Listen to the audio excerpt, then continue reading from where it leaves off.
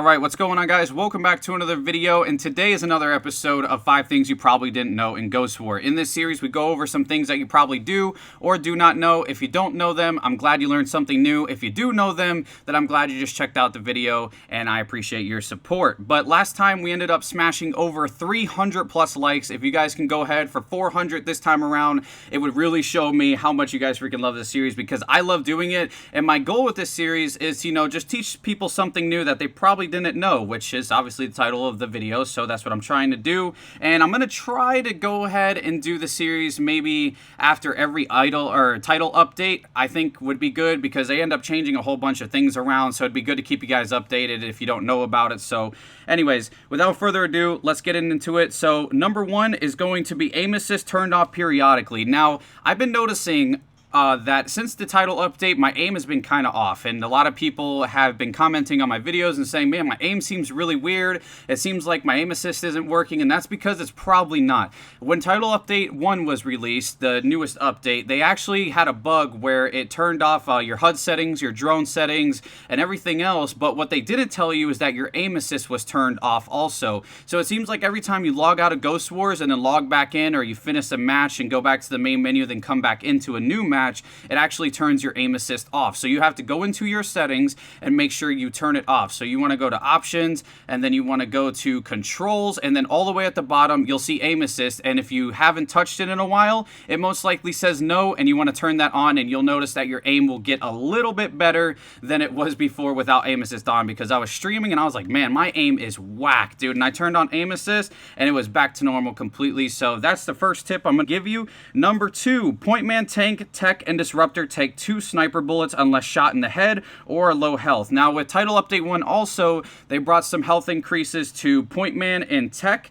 and disruptor got 30% extra health. So right now, tech has 130 health, tank has 225, point man has 130, and disruptor has 130. So they made it pretty much so those 4 assault classes or operators can actually take 2 sniper bullets unless shot in the head or they're low health. So if somebody already put a couple bullets into them and you shoot them with the sniper rifle, you'll get a one-shot kill. But if they're full health or they're the last person alive, it's going to take 2 sniper bullets, like I said, unless shot in the head. Now, the other thing I wanted to address is that the assassin is also an assault operator, but the assassin was not affected by this. The assassin gets a 10% health bonus from the bonus section perks, and basically has 100 health, and then that just adds 10%, so he could still be one-shotted. So that's the only assault operator that can actually take 1 sniper shot in order to kill. So that's number 2. Number 3, when meleeed in the back, you get severe wounds no matter what operator. Now, I've seen this quite a bit when I was playing against assassin or any operator. I've noticed that, maybe a tech or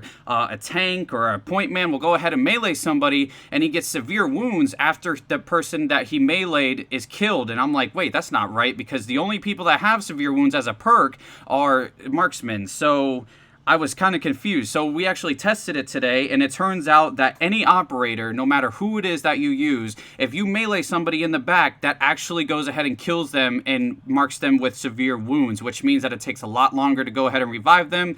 Unless it's with a medic drone, they can instantly get up. But if you're trying to hand revive them, it's going to take a lot longer. So just so you guys know, if you melee somebody in the back, which I actually think makes sense, because it is pretty rewarding and difficult to melee somebody in the back, to sneak up on them and actually kill them. And now that they have severe wounds, you can ensure that your kill is locked in, and you've really done something for the team. So I thought that was pretty cool. I didn't know about it. So moving on to number 4, cosmetic weapons, and this only applies to some have better stats than original weapons. So as you guys know, in Ghost Recon and Ghost War, you have cosmetic item packs that you can buy for each character. So for instance, I'm going to use Point Man. So as you guys know, Point Man has his AK-12, his regular standard AK-12, and his stats aren't really impressive for the AK-12, but when you go to the AK-12 Victory, now you see an increase in accuracy and a decrease in handling and noise reduction. This was brought to my attention by my man Stewie. He came to my stream and told me about it, and I didn't really bat an eye at it too much, but I felt that the AK-12 Victory was a little bit better when I used it compared to the regular AK-12. So